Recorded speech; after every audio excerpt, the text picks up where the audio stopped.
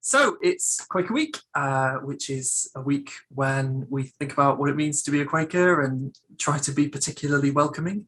And here at Woodbrook, we thought we'd engage with that with a bit of kind of fun. And so I'm here with Rhiannon Grant. But go on, do you want to introduce yourself, Rhiannon? Yeah, I'm Rhiannon Grant. I'm a member of the Learning and Research team at Woodbrook. I've been a Quaker all my life and I like talking about it, so I agreed to do a video. Yeah, sounds good. Well, you've written many books actually, haven't you? So that are quite appropriate for Quaker Week in many ways. So the question that I saw on Instagram this morning was what brought you to Quakers and what keeps you connected? So I guess we should start with that. Yeah. So I came to Quakers because both my parents are Quakers. So I grew up in a Quaker meeting, going to children's meeting, and being a Quaker teenager who had a lot of questions and didn't always find answers for them. And I stayed connected to Quakers because of the space that there is in the Quaker community for me to explore different perspectives. So the first week I went to university, I decided I was going to be something else. And I went off with the Christian Union to their church service. And halfway through the sermon, I was on the verge of standing on my chair and answering back. And I knew enough to know that that's what the early friends had done. So I thought maybe the next week I'd go to Quaker meeting. And ever since then, I've been a Quaker. Fantastic, fantastic. And do you think that you've been shaped by that, like by being a Quaker? Has that shaped you? Does it challenge you or affirm you? Yeah, definitely. So I find being a Quaker very affirming. I find that the Quaker way, the way that we have of listening for answers and being open to new light, open to new evidence and new experiences, is very affirming of my doubts and my developing Quaker journey. So I've been through phases of being an atheist. I'm involved in neo-pagan communities. I've been involved in Buddhist communities. And those explorations have always been affirmed by the Quaker community.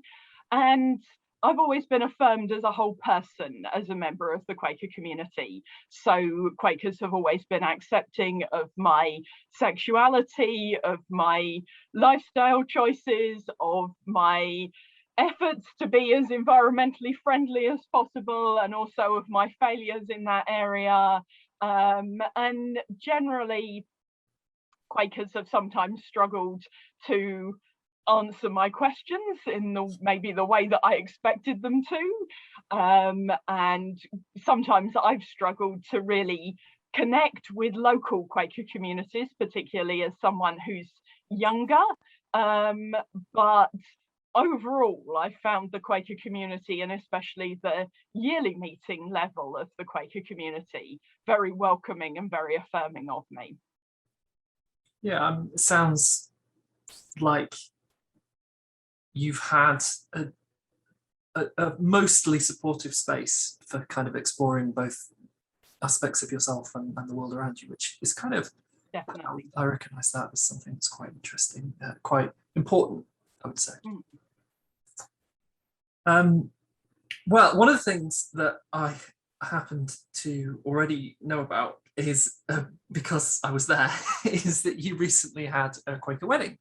And I know that that's something that interests a lot of people. It might be when people first are exposed to Quakers, or it's something where usually you tell people the story of what it's like and they go, oh, that sounds a lot less hassle than my own wedding. So I wondered if we could maybe just reminisce about that for a bit as well.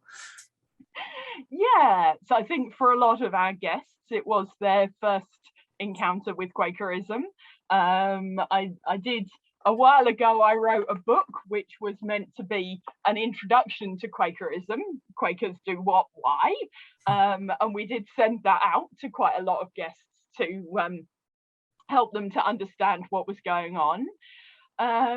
It was a lot less hassle than some people's weddings are, I think.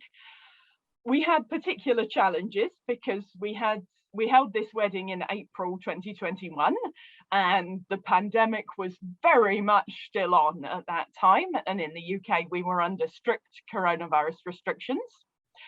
But The Quaker community was very affirming of us. We had a meeting for clearness, which is a discernment process to check that it's right to go ahead with a wedding, with registering officers and some elders from the local meeting that I'm a member of. And that was very affirming. People were interested in us and had questions about our relationship, but they were very affirming and very supportive, including of some of the complexities in our situation. So that was very important to us. It was very important to me that we do it in a Quaker way. We could have gone to the registry office, but it felt very important to me that my relationship was being affirmed but supported and held within that community environment. And I was very glad to be able to do it in that way. And we were very glad to be able to get married at all. And we were very aware that there are places around the world, places that a lot of our guests are from, the place that my wife is from, where we wouldn't have been able to have a legal same-sex marriage. And so that sense of affirmation and support was very important to us. And the Quaker community were very affirming of the decisions that we made about welcoming international guests. We were able to have a translation of our wedding certificate read out in a second language, in my wife's other language, so that all our guests could understand what was going on. People were very affirming of our wanting to have a blended meeting for worship to celebrate our wedding. And in fact, the majority of our guests were present on Zoom. We had 6 people in the room, including ourselves, and nearly 100 on Zoom. And there was complete support for that decision, and people went out of their way to provide the technology and to make that happen, which was very much appreciated. Yeah.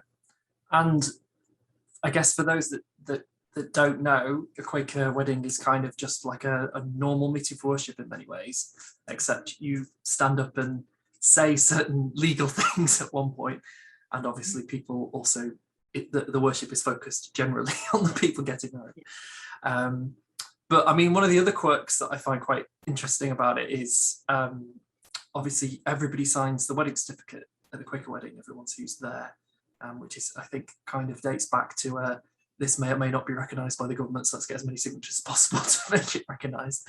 But you've kind of now ended up with a bit of a weird treasure hunt situation because 100 of the people weren't there to sign it. So how have you been finding that? Yeah, so we had a bit of last minute negotiation with Britain Yearly meeting centrally and slightly changed the standard wording so that people didn't have to sign on the day. And as you say, we now have a little treasure hunt or a quest for the beginning of our married life to go round and collect signatures from as many of those people who heard us make the declarations as possible. But that's okay, and there will be opportunities. We're hoping to visit different countries over the next few years as travel becomes possible, and to invite people to visit us and to sign the wedding certificates as and when they're able to do so. So yeah, in a way that's quite nice because it gives us an excuse to connect personally with those guests and to make sure that we do see people and maintain those relationships in the slightly longer term. Yeah, well, it's really interesting. And I know that you have a blog where you've written a little bit about this type of stuff. So do you want to plug that, your personal blog? Yeah, I write a blog. It's called Bridget, Fox and Buddha, and I write about all sorts of Quaker stuff and sometimes about other things. So I write about my fiction writing and about what's going on in my life, and sometimes I don't write for ages, and then I write a lot because I think of some things. So yeah, that's there. And also on my website you can find information about my books and what else is going on, so do have a look at that if you're interested. Sounds good. If someone was watching this and was going, that sounds interesting, what would you say to them if they were kind of on that big orbit of people vaguely interested in Quakers, do you have any advice for those people? I think my first advice is to follow your heart. If you feel that you're interested, go where you're being led and investigate. And my second piece of advice is to try things out and to experiment. And crossing the threshold of a meeting house or clicking the link to an online meeting for worship, it doesn't commit you to anything. It doesn't even commit you to staying for that whole meeting for worship. So feel free that you can try things and see what works for you, and that you aren't making a big commitment. You can experiment and be flexible and be playful with it. And we have a big tradition which is full of wonderful things, but you're allowed to use it in a way that works for you in your life. Yeah, and I think if anything, that's kind of been the spirit of this whole conversation. Really, it's that supportive fluidity and flexibility that I think is what makes, for me, Quakers so exciting. Is that you, as you said yourself, you can move around all different places and still be part of that community. So that's really Definitely. cool. Well, thank you very much for taking the time in what I know is an incredibly busy day to talk to me. Yeah. Well, thank you. It's always good to talk about Quakers, and I hope people find this video useful. Absolutely, and go buy Rhiannon's books because they're great. That too. Thank you, John.